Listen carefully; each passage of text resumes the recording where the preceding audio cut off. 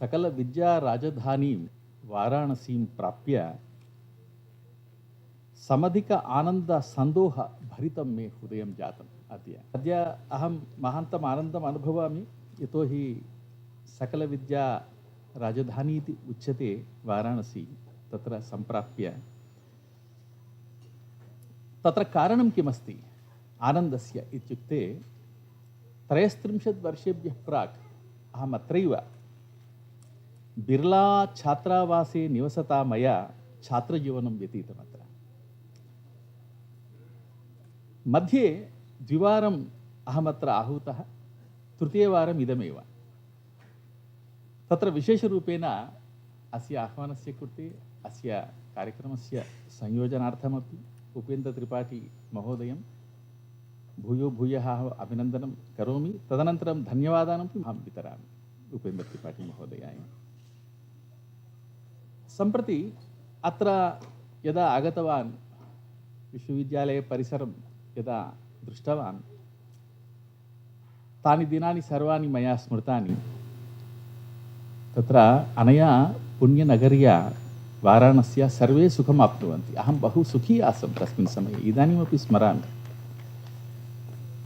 अनया पुण्यनगर्या सर्वे मानवाः संसारे सुखम् आप्नुवन्ति तदर्थं मया लिखितं वैदुष्यपूर्णकविपण्डितमण्डितेन साहित्यसौरभविभासमलङ्कृतेन वाराणसीति भुवने खलु विश्रुतेन स्थानेन शास्त्रनिपुणा सुखमाप्नुवन्ति यत्राहमेत्यनगरे सुरवाग्विदग्धे शास्त्राणि पूर्वपुरुषैर्विपुलीकृतानि बौद्धादिग्रन्थनिचयानपठं पुरा मे यद्यापि विश्वनगरं मुदमेति चेतः तदनन्तरम् अहं लिखितवान् केवलं वाराणसी वर्णनार्थमेव अहम् अत्र आगतवान् विदितं प्रथितं निखिले जगति नुतपण्डितमण्डितदीप्तप्रभं बहुरम्यमिदं बुधसन्निहितं नुतगीतप्रभासितशर्वपुरम्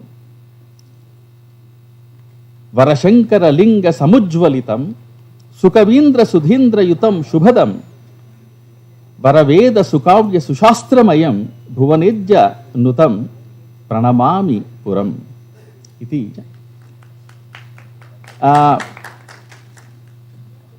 वस्तुतः अहं पत्रम् आङ्ग्लभाषायां लिखितवान् तदनन्तरम् अहं संस्कृते वदामि इति चिन्तितवान् तदनन्तरम् अत्र उक्तवन्तः हिन्दीभाषायां वदति चेत् समीचीनमिति तदनन्तरं हिन्दीभाषायाम् अहं पुनः तस्य अनुवादं कृतवान् तत्र भाषात्रये इसलिए मैं हिंदी में ही बोलूँगा विषय है मेरा वैदिक साहित्य में जल का चित्रण जल क्या है क्योंकि भगवद गीता में श्री कृष्ण भी कहते हैं भूमिरापो नलो वायु खम्बनो बुद्धिरेव च अहंकार इति यम्मे भिन्ना प्रकृतिरष्टधा तत्र जलमपि अस्ति जल तो एक महान तत्व है तो हम आमतौर पे सोचते हैं कि जल के विषय में क्या ये उसके विषय में क्या सोचेंगे लेकिन ये सूक्ष्मता का रूप में सोचना ही विज्ञान है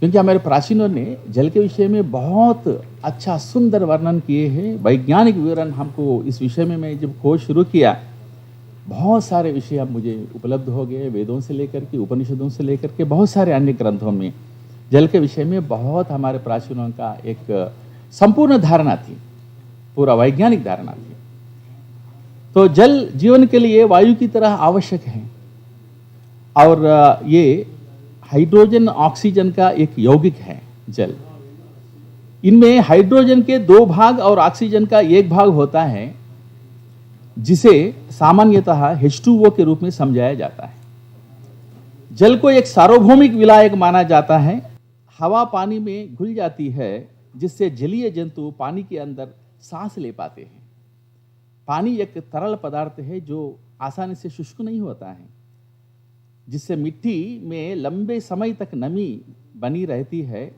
तभी तो पेड़ पौधों का फायदा होता है विज्ञान कहता है कि H2O युक्त शुद्ध पानी केवल प्रयोगशालाओं के अंदर ही उपलब्ध होती है ऐसा जल रंग गंध रहित तथा पीएच मान 7.0 होता है। Pure water is available only in laboratories. लेकिन हमारे प्राचीन शास्त्र कहते हैं कि इस प्रकार का जल अंतरिक्षम है। पानीयम अंतरिक्षम अनिर्देश्यम अनिर्देश्य रसम अमृतम जीवनम तर्पणम धारणम आश्वास जननम श्रमक्लम पिपासा मदमूर्छा तंद्रा निद्रा दाह प्रशमनम। इस प्रकार के बाद सुश्रुत संहिता में ये बात आती है। बादलों से उत्पन्न होकर जब जल पृथ्वी पर गिरने लगता है तो उसमें न तो स्वाद रहता है और न गंध रहता है। ऐसा जल पृथ्वी पर रहने वाले प्राणियों के लिए अमृत के समान लाभकारी होता है। जल लाभ पहुंचाती है मानवों को। जल जीवन धारण करती है, प्यास बुझाती है तथा शस्त्र आदि से लगे घावों को ठीक करती है। ये उन लोगों की चेतना को जागृत करती है जो थकान के कारण बेहोश हो जाते हैं तथा उनिंदापन को दूर करके स्पष्ट ज्ञान प्रदान करने वाला जल होता है। ऋग्वेद के अनुसार ब्रह्मांड की रचना से पहले यदि कुछ अस्तित्व में था तो वो जल ही था, जो ब्रह्मांड में अंडाकार के समान विशाल एवं असीमित रूप धारण किए हुए था।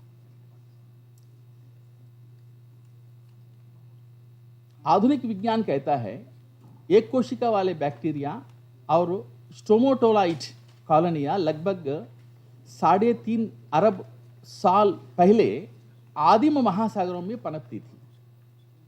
आधुनिक वैज्ञानिकों का कथन ऋग्वेद के ऋषियों के कथन से काफी मिलता जुलता है। ऋषियों ने कहा था कि जीवन पहले अंडे से शुरू हुआ। जल के संबंध में भारत के प्राचीन ऋषियों की धारणा ऋग्वेद में देखी जा सकती है, जहां उन्होंने ब्रह्मांड में जल को एक असाधारण और सर्वव्यापी तत्व के रूप में कल्पना की थी। जीवन का स्रोत और हर चीज का रक्षक है। यह पृथ्वी पर जीवन और मृत दोनों का रक्षक है। हमारे ऋग्वैदिक ऋषियों की अवधारणा के अनुसार जल दिव्य जीवन और ऊर्जा का स्रोत था। ऋषियों ने बताया कि जल 2 प्रकार का होता है, स्थानीय और दिव्य। वरुण जो है ना, वरुण वेदों में और बाद के वैदिक साहित्य में भी जल के देवता हैं, लेकिन आपस भी जल के देवता थे, जिनका वर्णन 4 ऋग्वैदिक सूक्तों में दिखाई पड़ता है। इन दोनों के अलावा इंद्र और पर्जन्य जैसे जल के अन्य देवता भी हैं वेदों में। हाथ में वज्र को धारण करने वाले तथा अपथ से कभी विचलित नहीं होने वाला भगवान इंद्र ने जल के लिए मार्ग बनाया था। ऋग्वेद में जल को देवता के रूप में प्रस्तुत करने की प्रार्थना इस प्रकार की गई है कि जल धाराएं, उसका अनुवाद पढ़ रहा हूं, जल धाराएं जिनका स्वामी समुद्र है, आकाश के बीच में निकलती है, शुद्ध करती है, संसार को शुद्ध करती है और निरंतर बहती रहती है। तो इस प्रकार के वहां है। जल का वर्णन हमारा प्राचीन ग्रंथों में विभिन्न प्रकार से देख सकते हैं। जल का गंतव्य समुद्र है और ये संसार को पवित्र करता है तथा सदैव प्रवाहित करता है। मित्रावरुण इसका साथी है, जल का साथी है। जल लोगों के अच्छे और बुरे कर्मों का नजर रखता है। ऋग्वेद में जल को अग्नि की जननी माना गया है, इसलिए वैदिक ऋषियों के अनुसार जल से अग्नि उत्पन्न होती है। तो ये सारा अग्नि का वर्णन सारे हैं। और कृषि का, वर्षा का क्या महत्व है प्राचीन साहित्य में। कृषि जल का मुख्य स्रोत वर्षा है, क्योंकि वर्षा के बिना फसलों के लिए धरती पर पानी नहीं हो सकती। कृषि की दृष्टि से विकसित होने के कारण प्राचीन भारतीय वर्षा जल के महत्व को जानते थे। वराह मिहिर ने गर्भलक्षण में कहते हैं, अन्न संसार का जीवन है और वर्षा ऋतु का भोजन है। इसलिए वर्षा ऋतु के समय की जांच बहुत सावधानी से करना चाहिए। अन्नम जगतः प्राणाः प्रावृट कालस्य चान्नम आयात तस्मादतः परीक्षः प्रावृट कालः प्रयत्नेन। जिसका अर्थ है भोजन जीवित प्राणियों के लिए जीवन का अमृत है।